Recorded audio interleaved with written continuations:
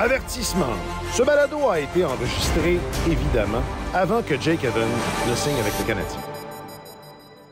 Chaque printemps amène sa cérémonie des Oscars où je constate que j'ai aucune vie culturelle. Et oui, c'est ce moment de l'année où est-ce que, 4-5 fois par année, en début d'épisode, je me plains de mon manque de vie culturelle. Alors, c'est là. Avez-vous vu ça, Anora? J'ai pas vu Anora. J'ai vu Conclave et Substance. Ah oui? Ouais. Ça a l'air... Ça a l'air fucké!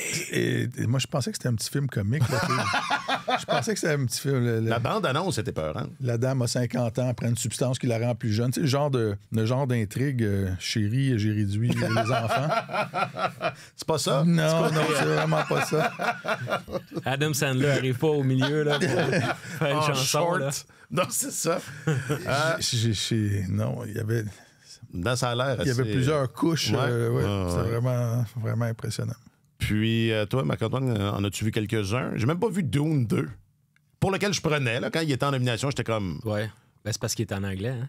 Dune 2? Ouais, non, mais moi, je parle anglais. OK. Mais je le comprends pas. Non. C'est ça. Fait que, non, j'ai... T'as rien vu, toi non plus? J'ai vu Dune 2, j'ai vu Conclave. Puis ça se limite à ça, honnêtement. Et j'ai des Pas une amis... grosse année? Non. J'ai l'impression que ça fait 3 ou 4 ans que... Tu je suis me en rejoins? sérieux déclin. T'es du côté de mon bord. Parce que normalement, il fut une époque où moi aussi. je les voyais en grande majorité. Je trouve que... Pas le temps. On n'a pas le temps. T'occuper. Pas le temps, t'occuper. Non? Ben, j'ai l'impression qu'il y a un côté... Je sais pas, c'est peut-être de la paresse intellectuelle, mais j'ai l'impression qu'on a besoin de se faire vendre des films. Puis va voir ça parce que c'est extraordinaire. Ouais. Puis quand il y a un engouement, ça attire davantage notre attention. Il faut dire que notre attention est accaparée à 1000 endroits à la fois. Fait que de pouvoir nous braquer vers le cinéma en disant « va voir ça ». Comme l'été, par exemple, où il y a eu Barbie puis Oppenheimer en même temps. C'était des opérations de marketing énormes. Puis j'ai tendance à davantage céder à ça, alors qu'autrefois, le petit film indépendant qui sort de Sundance, etc., j'étais beaucoup plus allumé par rapport à ça. On dirait qu'aujourd'hui, pour monopoliser mon attention et m'amener au cinéma, c'est intéressant. Ça en prend plus. Tu sais que j'ai toujours pas vu Oppenheimer. OK. Non, c'est... Non, avec mon amoureuse, on se faisait la réflexion. T'sais, la seule catégorie qu'on avait vu des films, c'est la catégorie animation. Parce que c'est les seules fois qu'on va au cinéma, c'est avec les enfants. Puis ça se résume à ça. Fait que moi, il y a ça aussi. Il y a cet aspect-là, mes enfants sont plus jeunes. Là. C'est de ça que je me plains. Okay. Ils m'empêchent. Mais ils ruinent ma vie culturelle. Mais pendant qu'ils sont à l'école, tu peux aller voir en matinée. Oui, c'est vrai. Je pourrais faire ça. Cinéma, après un enregistrement. Ben oui. Hein? Pourquoi je fais pas ça? Ben oui. Non, il doit avoir une raison. Ça a sûrement rapport avec mes capacités limitées, j'imagine. Ben, je trouve pas que tu as des capacités. Non, ben non, c'est un personnage. Ils sont juste mal exploités. C'est ça. OK, aujourd'hui, alors bonne soirée des Oscars l'année prochaine à tous et à toutes. Aujourd'hui, si près et si loin du grand Nick Suzuki, et y aura-t-il une transaction pendant qu'on enregistre? C'est tellement OK, épisode 385.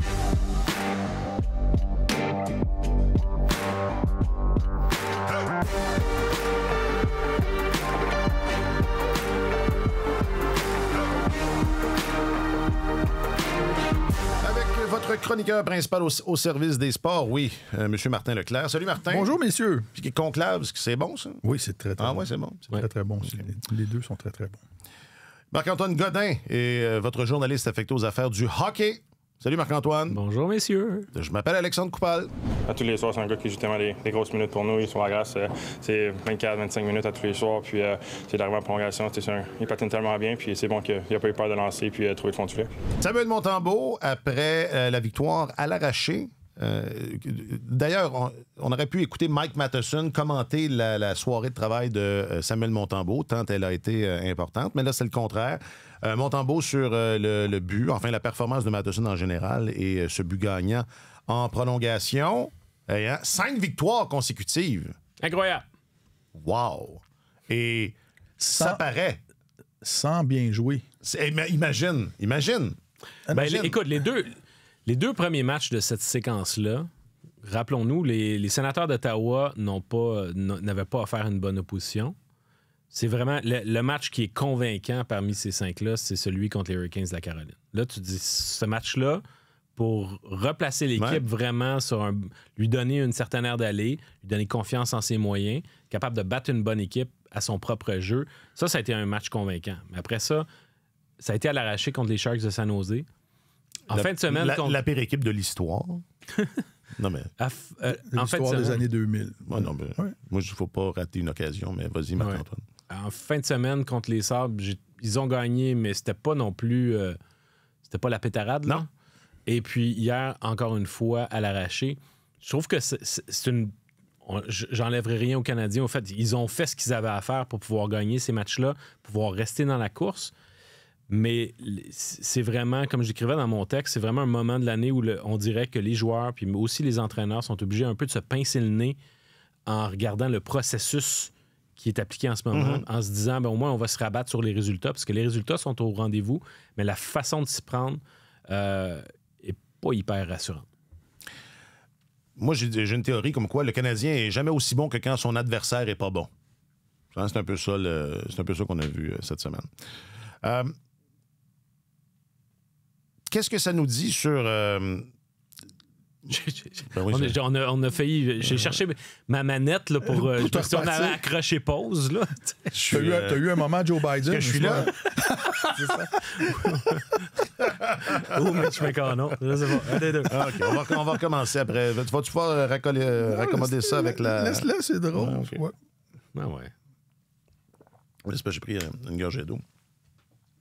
Jusqu'à quel point c'est embêtant pour l'état-major, parce qu'évidemment, c'est la dernière semaine avant la date limite des transactions, puis c'est ça. Est-ce que c'est pas le pire moment pour avoir des résultats positifs avec un processus négatif? Parce qu'il me semble que ça nous dit rien sur ce que cette équipe-là va être capable de faire après la date limite des transactions. N'est-ce pas là une fine observation?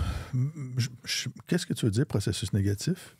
Je veux dire que c'est une équipe qui joue pas bien. Oui, bien écoute, ils n'ont pas bien joué. Mais moi, je vois quelque chose de positif là-dedans. Quand une équipe dans cette ligue-là, qui est extrêmement compétitive, dispute un match de calibre B- par rapport à ses capacités, puis qui a réussi à gagner pareil, je vois du positif là-dedans. Okay. Parce que la saison dernière et la saison précédente, si le Canadien n'avait pas son match A+, il échappait le match. Ouais. La moindre faute qui survenait dans une rencontre, c'était où on donnait un but, puis là, déconcentration, 2 buts consécutifs. Là, ils n'ont pas bien joué, puis ils ont remporté leur match. Puis je comprends que c'était... Il y a eu 2 matchs contre Buffalo qui sont en bas de classement dans l'Est, puis un match contre San Jose là-dedans. Mais ce sont des équipes de la Ligue nationale qui affrontent les autres équipes aussi. Les Sharks ont battu les Maple Leafs d'ailleurs hier soir. Et sur... il faut regarder, c'est une ligue de résultats aussi. On n'a pas cessé de dire ça au cours des dernières saisons en disant comment vous le mesurez, le progrès, ça prend des résultats.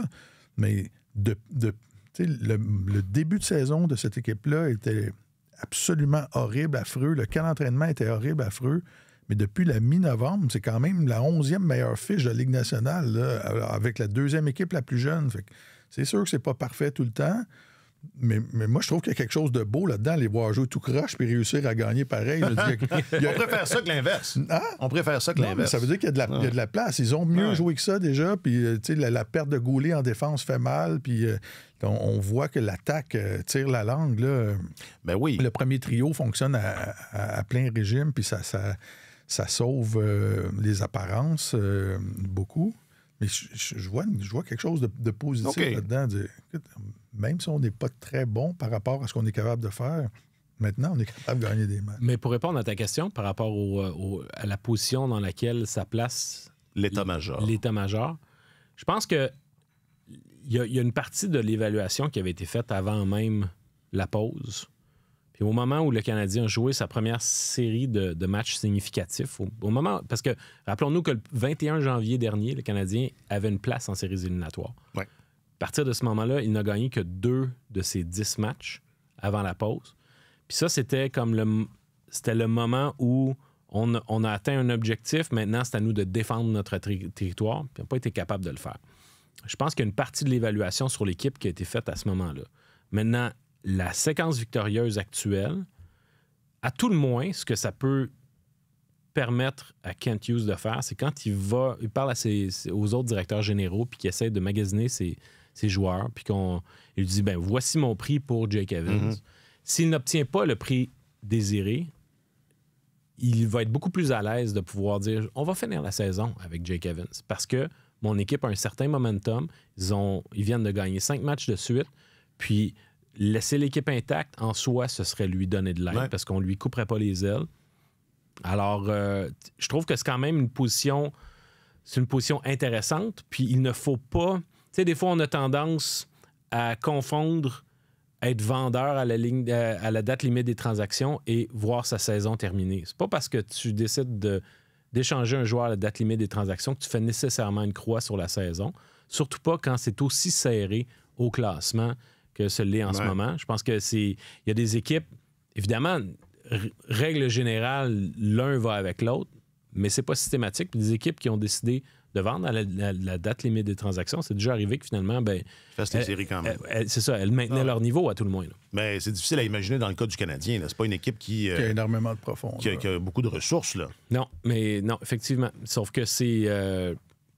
Je ne pense pas... Je ne crois pas que la façon dont cette équipe-là a joué au cours des derniers matchs va faire dire à Kent Hughes, hey, là, je suis obnubilé. On est parti. Là, on est parti, puis let's go. En fait, en termes de séquences victorieuses, rappelons-nous, dans le temps des fêtes, les deux victoires en Floride, celle au Colorado, etc., à ce moment-là, c'était des grosses pointures que le Canadien avait battues, puis ça, c'était une démonstration extrêmement convaincante. Cette fois-ci, c'est 5 matchs. Bon, je n'ôterai rien aux Canadiens, mais sauf que c'est ça. Dans la manière, je me garde une petite gêne. Alors, merci Marc-Antoine, parce que c'est ça que ça m'éclaire sur ce que j'essayais de dire. On n'a pas revu cette équipe-là. C'est l'équipe qui a battu, c'est l'équipe de cette fabuleuse épopée là, du temps des fêtes. On l'a pas quand ça s'est mis à planter avant la pause des 4 nations, cette équipe-là avait disparu. Et on l'a pas revu depuis. C'est ça que je veux dire. Oui, mais est-ce que le Canadien, à ce moment-là, quand il a eu cette séquence victorieuse-là, a montré de quoi il était capable. Mais est-ce qu'elle est, cette équipe-là? Pas encore. Elle a montré une lueur, mais je pense pas que de la même manière que... Non, mais je pense de la même manière que c'est pas une équipe qui est aussi mauvaise que quand elle en perd 5 ou 6 de suite. C'est une équipe qui maintenant qui se bat, qui, à l'heure actuelle, à l'heure de notre enregistrement, qui est à 1 point des séries éliminatoires. Ça ressemble aux Canadiens. C'est une équipe qui joue pour grosso modo 500. Bonjour à tous ceux qui trouvent que la marge de 500, c'est une aberration statistique. Ils nous écrivent. On vous salue. Vous avez des arguments. Oui. Mais en même temps, c'est ça. Je trouve que si on attend, dire où est le Canadien qui a été la meilleure équipe pendant 6 semaines, on va attendre longtemps. Je pense qu'on va attendre au moins une autre année, sinon 2. OK. Enfin, moi, cette équipe-là, celle du temps des fêtes, je pense que c'est ça. Ça vaut la peine de... Mais enfin, la réponse est claire, à savoir, est-ce qu'on la garde intacte, puis est-ce que c'est important... c'est ça, de ne pas envoyer de message dans le vestiaire qu'on baisse les bras, parce que ça, c'est l'autre affaire, puis c'est l'autre trame narrative de la semaine aussi. Là. C'est quoi? C'est Alexandre Carrier qui disait, nous autres, les séries, c'est commencé. Là. Puis Josh Anderson qui joue sur une jambe et tout ça. N'y a-t-il pas de grands dangers, même si... puis ça, je vais être curieux de savoir c'est quoi le prix, là, parce qu'on entend ça beaucoup, là. Kent Hughes n'échangera pas ses joueurs s'il n'obtient pas le prix qu'il veut, là. Curieux de savoir à quoi ça peut ressembler. Mais mettons qu'il obtient son prix, là. Je veux dire, il n'y a quand même pas là un danger. Tu sais, le message que ça envoie dans le vestiaire, n'y a-t-il pas un danger à succomber à ce prix-là? Moi, c'est pas le message juste aux joueurs, c'est le message que tu envoies au monde qui paye pour aller voir cette équipe-là. Je trouve ça hallucinant, le genre de conversation qu'on a là. Ça fait 7 ans que le Canadien ne s'est pas qualifié pour les séries éliminatoires dans un cadre normal, dans le cadre d'une saison normale. Ça fait 10 ans que cette équipe-là n'a pas remporté une ronde éliminatoire. Ils sont à 1 point des séries, puis on est en train de discuter. On n'est pas sûr. Est-ce qu'ils devraient... On devrait-tu y aller? Devrait-tu vendre ou pas? T'es-tu dans le business d'essayer de gagner des matchs de hockey, ou t'es dans le business d'échanger des corps humains? Là? Je comprends que c'est la rigidité du plafond salarial qui fait ça, mais je pense que ça démontre la situation dans laquelle on est. Là. Il y a quoi? Il y a 5-6 équipes qui se battent, qui sont à 4 points des séries éliminatoires. Là. Puis il y en a la moitié de ça, la moitié de ces organisations-là, dont les directeurs généraux sont en train de réfléchir.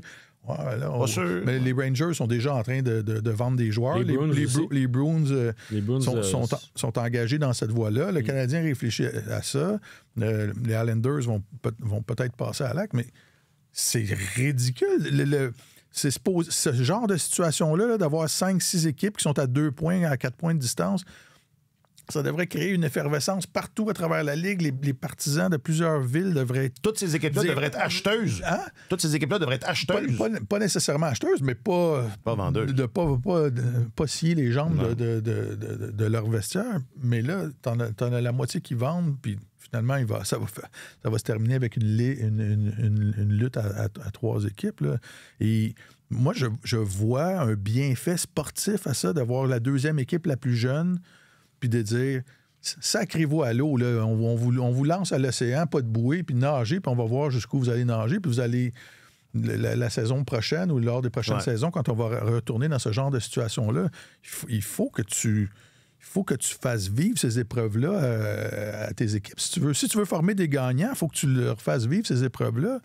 Et là, non, on n'est pas sûr. On va échanger celui-là, puis on va repartir vers le bas, puis ça va être... Parce qu'il ne faudrait surtout pas les perdre pour rien. Faut pas mais là, qu'est-ce qu'on va faire? Si tu agis comme ça, là, tu laisses partir à chaque année 2-3 vétérans qui arrivent à la fin de contrat. À un moment donné, au bout d'un certain nombre de saisons, tu te retrouves, tu n'as plus de passé, tu n'as plus de mémoire collective, tu n'as plus d'expérience positive commune, puis tu deviens les sables de Buffalo. Ça peut prendre du temps à sortir de ça après.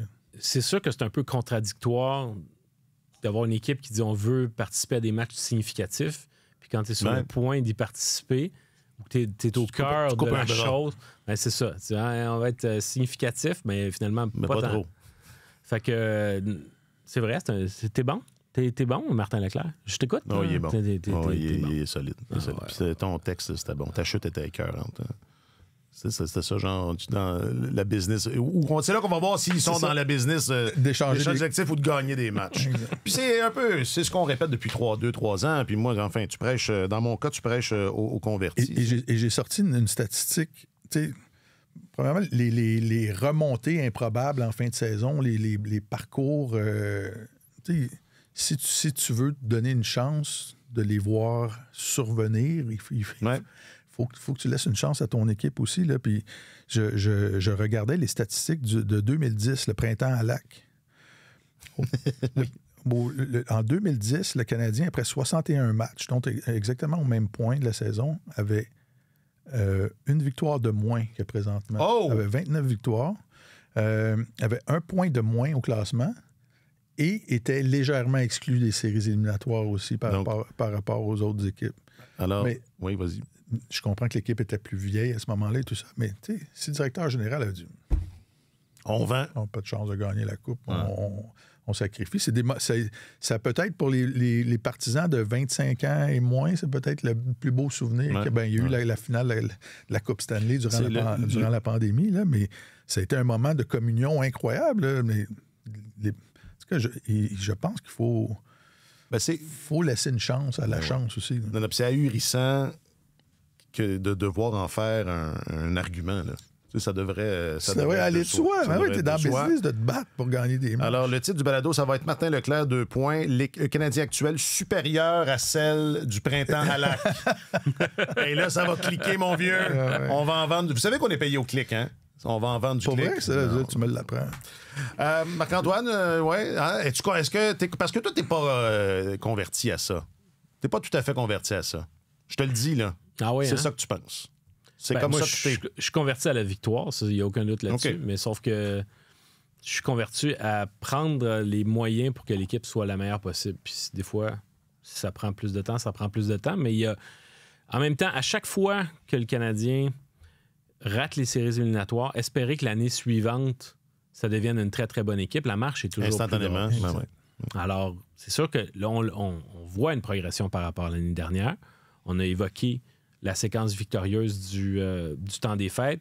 Ça, à mon avis, c'est un pas en avant parce que ça fait réaliser à cette équipe-là ça se peut. Qu'elle avait les moyens de ses ambitions. Un peu plus de constance quand même, de manière générale. Là, ils viennent gagner 5 matchs de suite. Première fois depuis les premières semaines de Martin Saint-Louis derrière le banc, à une époque où une séquence victorieuse, elle signifiait rien parce que le Canadien était dans le fond du classement. Ce qui avait convaincu plein de monde que Dominique Ducharme n'était pas un bon entraîneur là, parce qu'il gagnait 5 matchs de suite. C'est ça. Ouais. Mais c'est sûr que si le Canadien réussissait à entrer en séries éliminatoires puis faire vivre cette expérience-là à sa jeune équipe, on pourrait beaucoup plus espérer que ça devienne une équipe compétitive dans un temps raisonnable. Ouais. Tandis que l'année prochaine, s'ils font pas les séries, tu peux pas dire l'année prochaine, ils vont se rendre jusqu'en finale de conférence parce qu'ils vont être rendus là dans leur développement. Non. C'est moins probable. Non, puis les prochaines années, c'est pas ce qui est attendu. Là. Les prochaines années, ce qui est attendu, c'est ça. Là. Ça, puis une amélioration sur... Quand je dis ça, là, je parle de la situation actuelle. Mm-hmm. Une amélioration...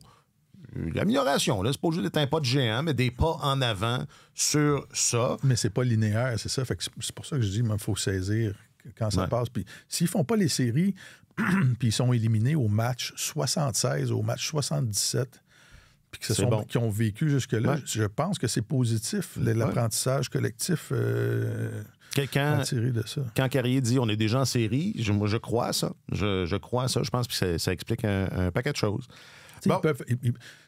Kent Hughes peut, mettons, s'il restait assis sur ses mains, là, il reste assis sur ses mains, ça peut totalement s'effondrer durant le voyage dans l'Ouest, puis après ça, il joue contre les Panthers de la Floride. Ouais. Ils peuvent coller un paquet.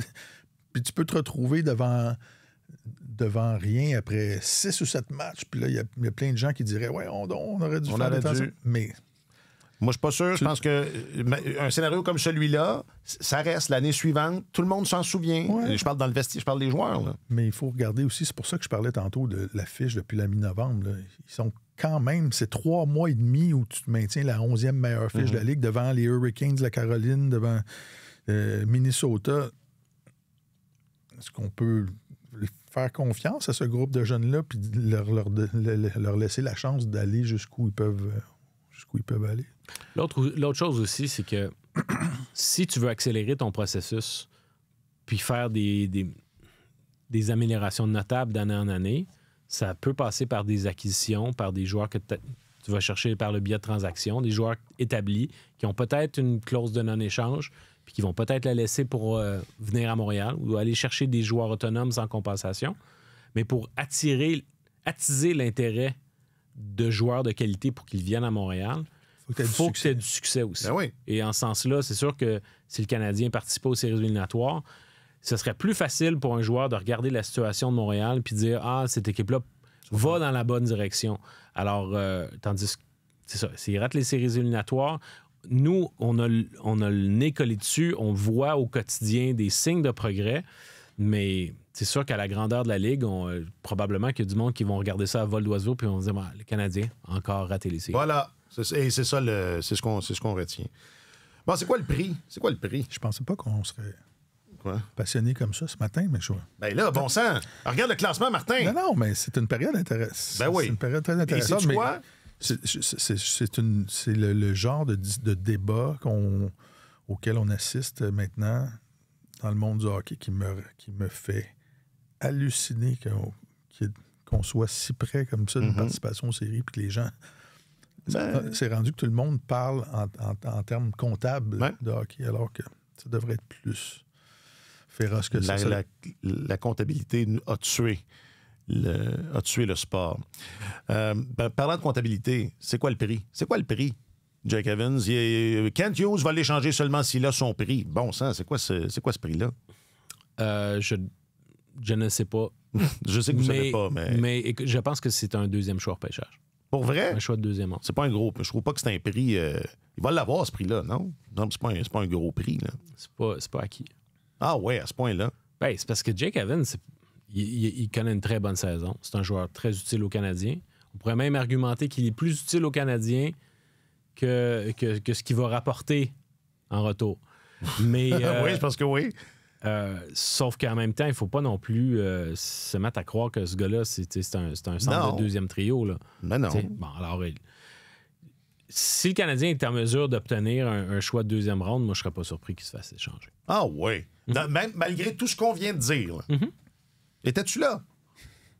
Hier? Ouais, Ouais, non, j'étais là. Mais Kent n'était pas là. OK, non, mais ouais, c'est ça. Ben, ça va être c'est ça. Ça va nous en dire beaucoup sur. Oui, c'est ça, mais là, c'est parce que l'organisation. entre ce que je pense et entre la personne qui est dans la chaise. C'est pas toi qui décide. OK, c'est pas toi qui décide. Non, c'est pas moi qui décide. Ah, OK. Parce que je runnerais ça différemment. Parce que ça opérerait. Moi, ça est moyen temps.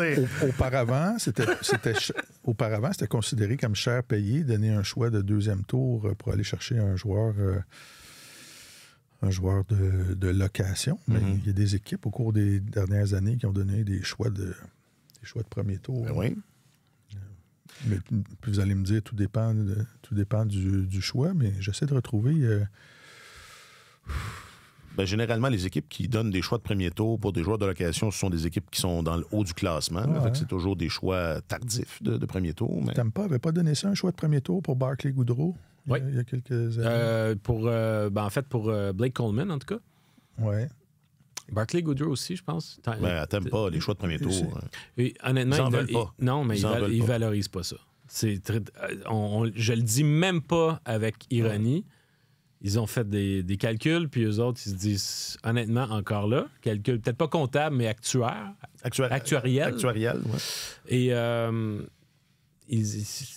les choix de fin de première ronde, dans l'esprit de plusieurs dirigeants, ont une valeur plus grande que ce que le Lightning lui prête.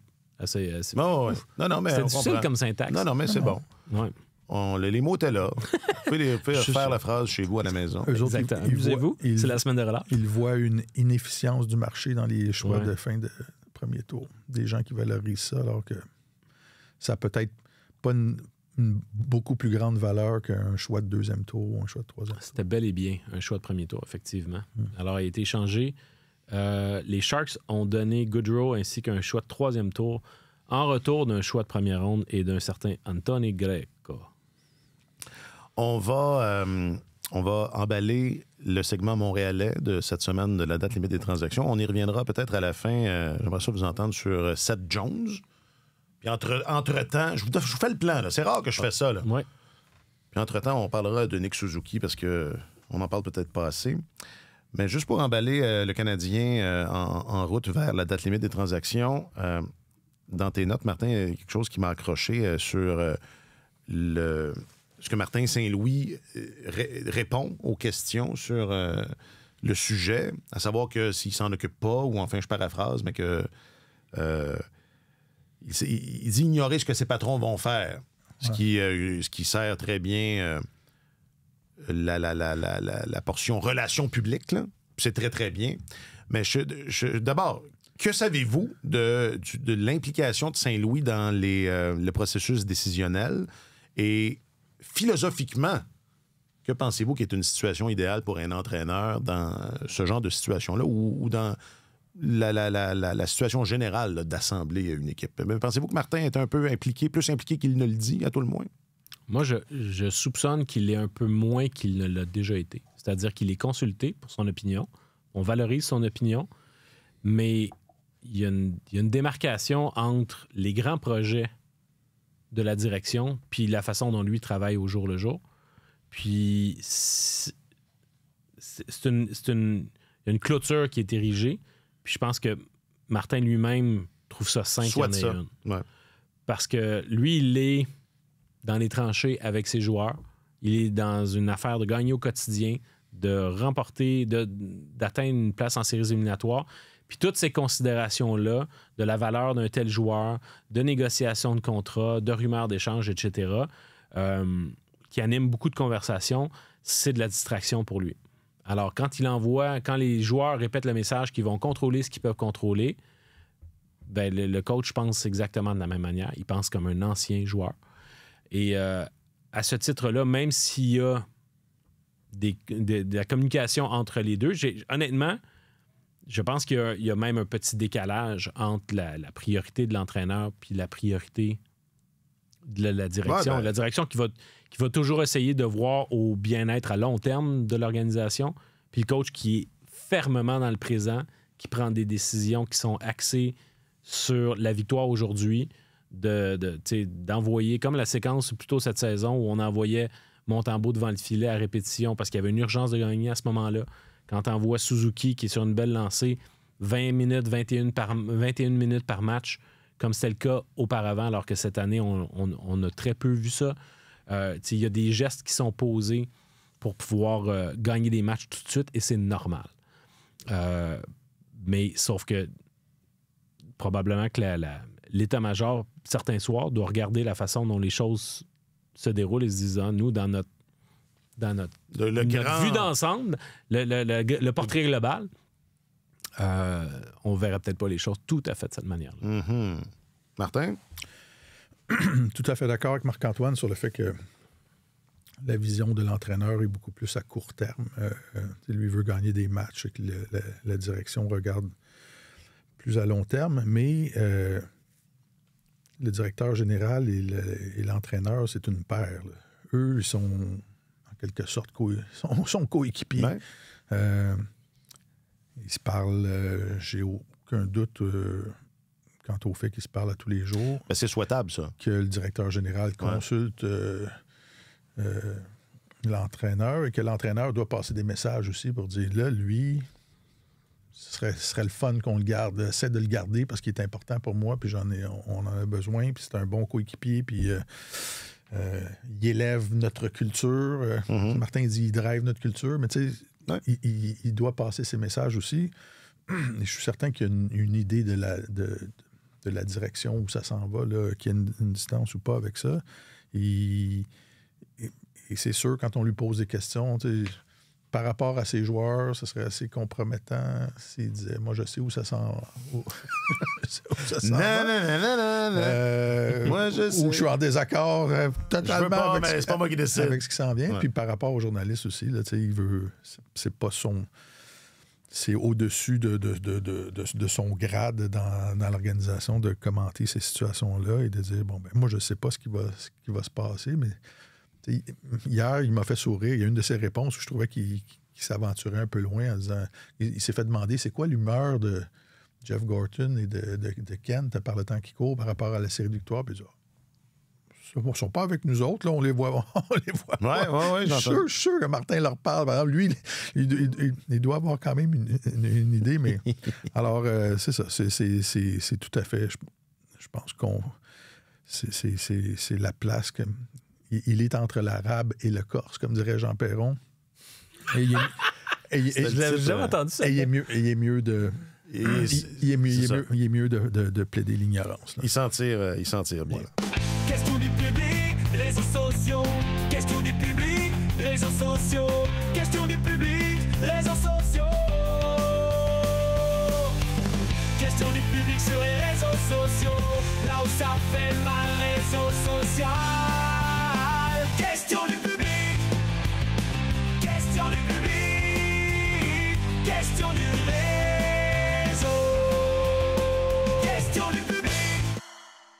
En décapotable, les cheveux dans le vent, cette toune-là dans le tapis. C'est très bon. Ça décoiffe. Sur le bord de l'océan. Là. Comment ça s'appelle la route? Là, Non, pas dans ce pays-là.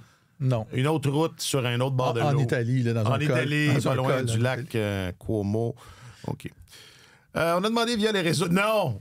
Là, ils s'en vont dans l'Ouest canadien, c'est correct. Ils peuvent y aller, mais... Puis après ça, ils ont un match à Vancouver Sud après. OK, ça, c'est correct, ça. Donc, on a demandé via les réseaux sociaux de Radio-Canada Sport, d'ici la date limite des échanges, Kent Hughes, complétez la phrase. Sur Facebook, Sylvain Doré, il dit, va vendre. On n'est pas encore prêt pour acheter. Ce qui va faire une différence. Je souhaite me tromper. Ah, Sylvain! Et la ration versus l'émotion. Intéressant. Louis-Nicolas échangera Christian Dvorak pour un choix de 3e ronde. Ça va mériter des applaudissements si ça arrive. Marc doit trouver un vrai deuxième centre. Ah, c'est intéressant. Toujours sur Facebook. Il joue pas mal, Dvorak. Non, il joue bien, il joue très bien. Non, à vrai dire, c'est ça. Ça se pourrait, dans le fond. C'est ses meilleurs moments à Montréal, Christian Dvorak, non? Il y a eu un moment où il avait raté une bonne partie de la saison, puis il avait fini le calendrier en force. Je pense que c'est la première saison complète de Martin Saint-Louis derrière le banc. Ouais. Dvorak avait été bon à ce moment-là, mais honnêtement, oui, il joue du bon hockey en ce moment. Mais là, a-t-il joué tous les matchs? Est-ce qu'il s'en va vers une saison? Tu sais, on s'entend, s'il en joue 78, là, je vais considérer que c'est une saison complète. C'est une saison complète. Il y avait eu des absences, pas mal dans les saisons. Oui, il a manqué aucun match, en fait, cette année. C'est pas rien. Les gars sont plus résistants à leur dernière année de contrat. C'est moi. T'as remarqué ça, toi aussi? Non, c'est juste et puis, il trouve plus le fond du filet aussi. Patrick, toujours sur Facebook. Evans et Yoel Armia contre un jeune prospect et un choix de 2. D'accord. Angus, toujours sur Facebook, ira chercher du renfort pour Laval. Entendu ici même, ça, vendredi dernier, mais on pense que ça a bien de l'allure. Eric va pas bouger, sauf si offre incroyable. Ça, c'est Eric sur Facebook. Et finalement, sur Blue Sky, Luc Lang, d'ici la date limite des transactions, Kent Hughes va s'arracher les cheveux de sur la tête. Très bon. Très, très bon. Hey, on est sur Blue Sky maintenant. Hein? Tellement Hockey a un compte sur Blue Sky. Toi, tu es sur Blue Sky, je te suis. Oui. C'est un compte non officiel, c'est un compte underground. Le compte de Tellement Hockey. On me dit à l'oreille. Faut que je le demande. Parce que c'est sérieux, là, les réseaux sociaux. Là, on peut pas. OK. Pas faire, mais ce serait important qu'on y soit, je pense. C'est sûr que si tu poses des questions au public pour qu'il te réponde, avoir un compte underground qui n'est pas affiché. Ah, mais on fait comme ça. C'est difficile à trouver. C'est ça, mais c'est comme. Mais il y a une satisfaction pour ceux qui le trouvent. La qualité au-delà de la quantité. Comme ceux qui écoutent nos enregistrements sur le Dark Web. Exactement. Il y a une satisfaction de l'avoir trouvé. Es-tu sur Blue Sky? Oui. Bon, Marc-Antoine aussi est sur Blue Sky. Je pense que pas mal tous les gars de Beat sont sur Blue Sky. Oui, moi, je suis les meilleurs. Les meilleurs il y a sont eu là. un petit virage. C'est bien correct. Moi, tous mes comptes sont actifs, sauf mon Instagram qui ressemble à une collection de photos de chats, à peu près. Ah oui? Il y a des chats? Ou non? Oui. OK. Et ton LinkedIn va bien? Écoute, oui, absolument. Bon. Il faut que je me rappelle de souhaiter joyeux anniversaire à telle personne de 3 ans à la recherche d'un nouvel emploi. Et non pas son anniversaire de recherche d'emploi. Ça, c'est. Non, ça fait 3 ans que tu recherches un nouvel emploi. Félicitations. Bonne fête. Tout à l'heure, j'essayais de dire que cette équipe-là n'était pas si bonne que ça, à peu près. C'était 5 victoires, mais que ça paraissait pas tant. Mais il y a des locomotives qui les tirent là, depuis le retour de la pause. Puis je pense que le moment est tout indiqué pour rendre hommage à Nick Suzuki, qui a-t-il tout le crédit qu'il mérite? Lui donne-t-on tout le crédit qu'il mérite? C'est un peu l'angle vers lequel je pense pas. Moi, je pense pas. J'ai l'impression que ce gars-là, à un moment donné, ça fait plusieurs années qu'il est à Montréal, puis on le tient un petit peu pour acquis. Et heureusement, je pense que là où il y a peut-être une évolution dans le discours du public, c'est quand on entend les amateurs parler de la façon dont l'équipe doit s'améliorer. Il est question que c'est important que le Canadien aille se chercher un deuxième centre. Ah oui? Qu'est-ce que ça veut dire, ça? Ça veut dire que maintenant, on considère Nick Suzuki comme un premier centre. C'est vrai. Ce qui n'a peut-être pas toujours été le cas. Ouais. Alors, en ce sens-là, il y a une progression, mais je trouve qu'en ce moment, on parlait de matchs significatifs que le Canadien avait échappé. Les joueurs doivent certainement se dire, en regardant le classement, il n'est pas trop tard. Et lui, c'est vraiment celui qui prend les choses... qui a pris le taureau par les cornes par son jeu. C'est hallucinant. Là. C'est quoi, 13 points à ses 5 derniers matchs? Ouais. Je trouve qu'il donne le ton, il mène par l'exemple. Herbert Jacka a été dithyrambique à son endroit hier soir, et plusieurs de ses coéquipiers aussi. Mais en même temps, ils se font poser la question, mais pour eux, c'est au quotidien, c'est de voir Nick Suzuki demeurer très, très fidèle à lui-même, très métronomique dans son approche pour les matchs, dans son humeur aussi. T'sais, jamais trop haut, jamais trop bas. Ça, c'est Nick Suzuki incarné. Puis c'est un rêve d'entraîneur. Absolument, oui. Puis, et c'est un des joueurs, à mon sens, qui a le plus bénéficié de la pause de la confrontation des 4 nations pour réfléchir sur où est-ce qu'on en est, qu'est-ce que ça nous prend, puis revenir extrêmement motivé. On a parlé de Juraj Slafkovský qui avait dit « Je veux jouer fâché, je veux jouer en colère ». À sa manière, Nick Suzuki est revenu de la pause en colère, un peu lui aussi. Et puis, on en voit les résultats. Puis l'autre joueur qui semble avoir vraiment bénéficié de la pause, puis souvenez-vous, avant que ça commence, les 4 nations, on se disait, ce serait pas normal là, qu'il manque de gaz un peu. Là. C'était une séquence absolument affolante là, dans le temps des fêtes. T'sais, on a parlé des victoires, mais on en parlait aussi. Là, c'était un calendrier qui n'avait pas d'allure, avec des voyagements, des décalages horaires, des dos à dos, des face à face, des coudes à coude. Ça n'arrêtait pas 2 secondes. Mais l'autre joueur qui semble avoir bénéficié de la pause, c'est ce jeune petit défenseur issu des collèges américains là, qui goûtait à cette charge de travail pour la première fois. Oui. Juste avant de parler de ça, juste une courte parenthèse sur Suzuki pour compléter ce que Marc-Antoine disait. Suzuki, je pense qu'il a atteint son apogée offensive. Là. Il est dans cette période-là où il a atteint un haut niveau d'excellence qui va durer pendant plusieurs saisons. 77 points la saison dernière. Là, il est à 65 points après 61 matchs. Ça fait 30 ans qu'on n'a pas vu un attaquant du Canadien produire à ce rythme-là depuis Vincent Danfous au milieu des années 90. Moi, ce qui m'impressionne, c'est que Suzuki, c'est pas juste la production offensive, c'est de voir que son trio, maintenant, tient tête au meilleur trio adverse d'un point de vue défensif. Ouais. Et je pense que c'est une conversation qu'on avait eue en début de saison, que le Canadien était la seule équipe de la Ligue nationale qui avait un premier trio dont tous les membres n'avaient jamais eu un différentiel positif dans la Ligue. C'est sur le point de changer. C'est sur le point de changer. Il est du bon côté maintenant. Il est au-dessus de la surface. Puis il est quoi? Il est plus 6 présentement. Alors ça, c'est très impressionnant parce que et c'était avec une équipe en reconstruction, on s'entend, là, mais c'était moins 56 au cours des 3 dernières saisons combinées. Fait que c'est un gros revirement. Puis Caulfield, de fait, a été le premier membre du trio à faire un gros revirement d'excellence défensive. La saison dernière, il a terminé, je pense, juste à moins 4. Et Martin Saint-Louis répétait toujours ce message-là. Cole, on ne veut pas juste qu'il devienne un marqueur, on veut qu'il devienne un joueur complet. Et il est moins 2 cette année. Il va peut-être terminer avec un bilan positif aussi. Alors, ça, c'était ma parenthèse. Lane Hutson est devenu hier le défenseur le plus rapide de l'histoire du Canadien à atteindre le plateau des 50 points, 63 matchs dans les 63 premiers matchs de sa carrière. Chris Chelios avait fait ça en 66 matchs. Mais la statistique qui a attiré mon attention, c'est que dans l'histoire moderne du hockey, donc depuis 1967, c'est le 8e plus rapide à atteindre la marque des 50 points. Derrière Barry Beck, 1977-78, et Phil Housley. Et il y a juste 3 défenseurs qui n'ont pas joué dans les années 70 ou 80 qui sont dans le top 8. Et ce sont Cale Makar, qui est déjà clairement un des meilleurs jeunes défenseurs de l'histoire, Niklas Lidström et Vladimir Malahov. Oui. Et c'est impressionnant, honnêtement. Tu sais, quand on compare, on regarde jouer. La semaine dernière, on regardait jouer Hudson sur la même patinoire que Macklin Celebrini, puis tout le monde disait Trophée Calder, Macklin Celebrini. Mais d'un point de vue historique, qu'est-ce que Lane Hutson fait? Il n'y a pas beaucoup...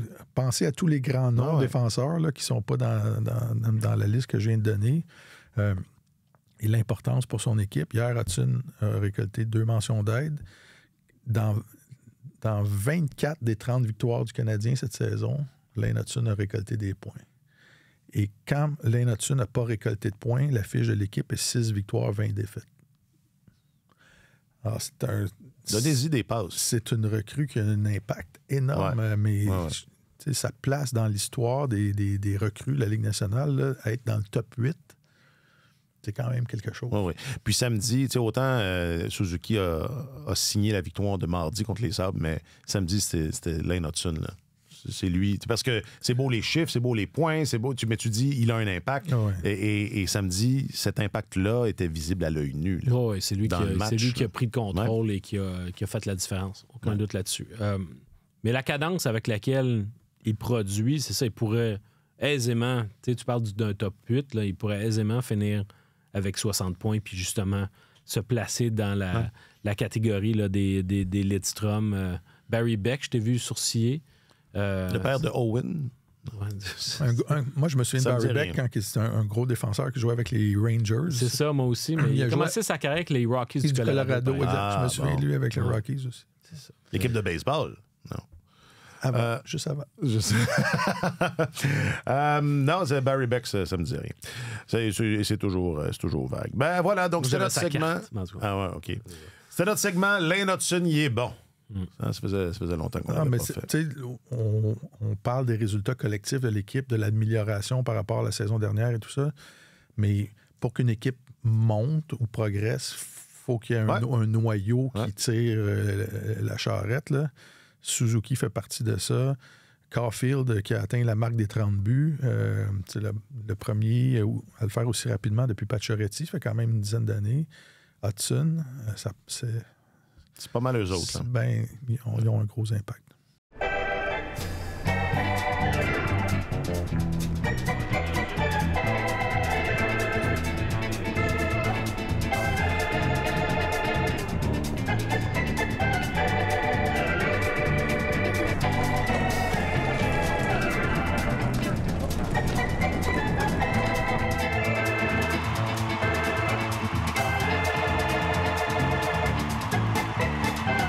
Bon, est-ce qu'il y a eu une transaction pendant qu'on enregistrait? Parce que l'équipe, on a toute une équipe là, en régie. On a un département. Non, il n'y a pas... Il n'y a pas Fio.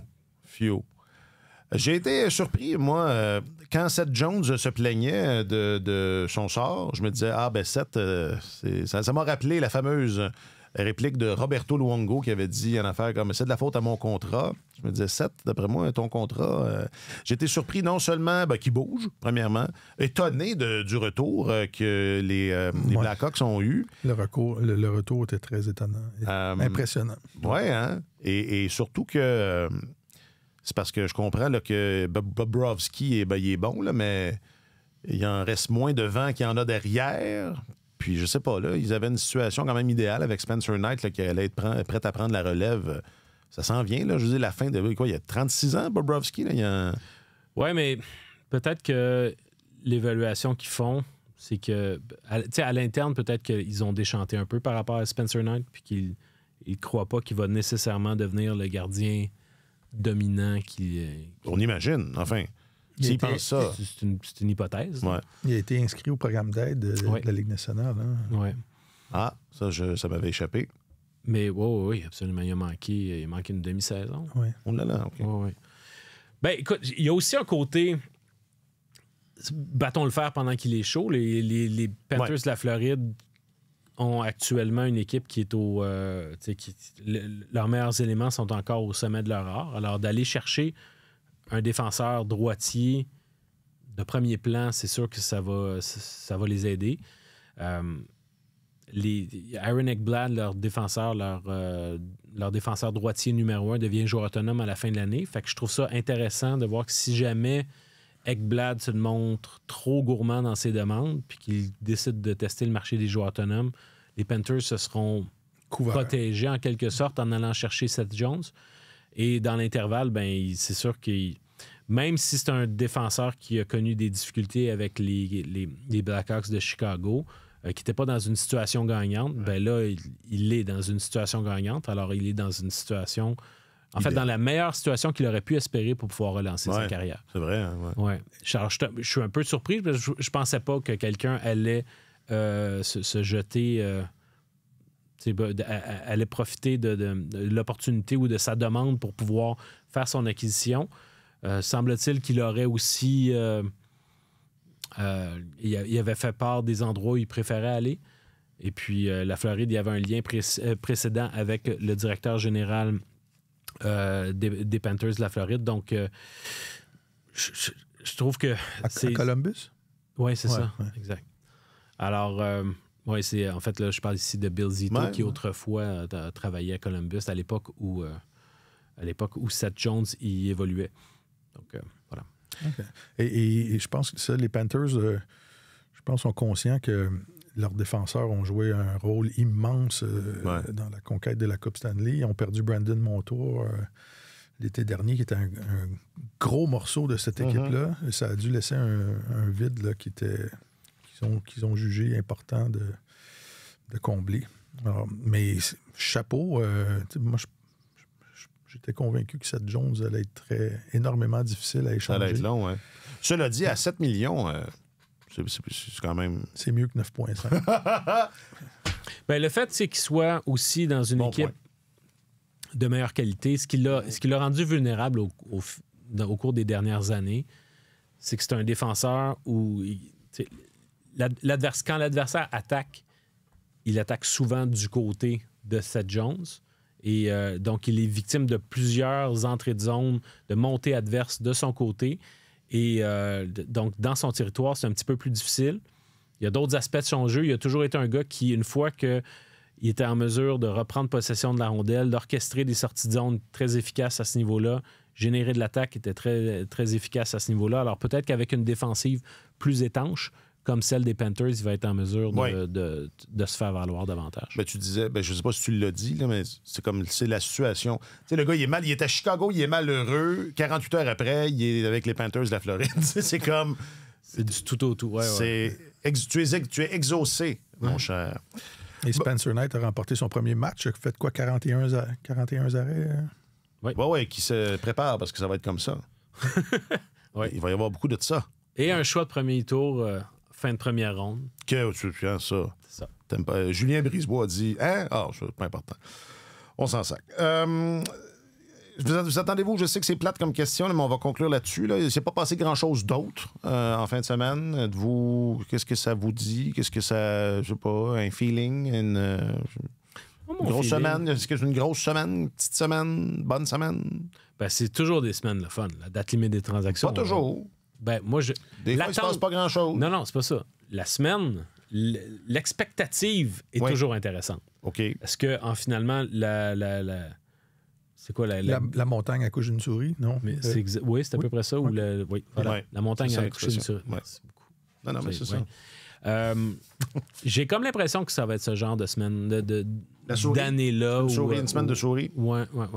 Parce qu'il n'y a pas énormément de gros noms qui sont disponibles sur le marché. Rantanen, s'il était échangé une deuxième fois, ça serait spectaculaire. Oui. Mais Pas sûr. Moi, je serais pas, en tout cas, je serais pas impressionné. Ben, tu sais, c'est parce que même si tu réalises que tu as peu de chances de lui faire signer un nouveau contrat, vas-y. Vas-y, Ben puis let's go. Va jusqu'au bout avec lui, parce que s'il décide de l'échanger de nouveau, ce serait très surprenant que les Hurricanes soient capables d'aller chercher autant que ce qu'ils ont donné en premier lieu. Exact. Alors, si tu veux pas être perdant au change, ben continue avec Rantanen, puis c'est ça. Donc, mais tu regardes les joueurs qui sont susceptibles de se faire échanger. Brock Nelson, Rickard Rakell, c'est des joueurs qui sont intéressants, mais il y a tellement eu de transactions aussi dans les semaines et les mois précédents. Au lieu de tout contenir ça à l'intérieur de la semaine de la date limite des transactions, ça s'est étiolé au fil de la saison. Donc, à mon sens, ça pourrait faire en sorte qu'on ait une date limite plus tranquille.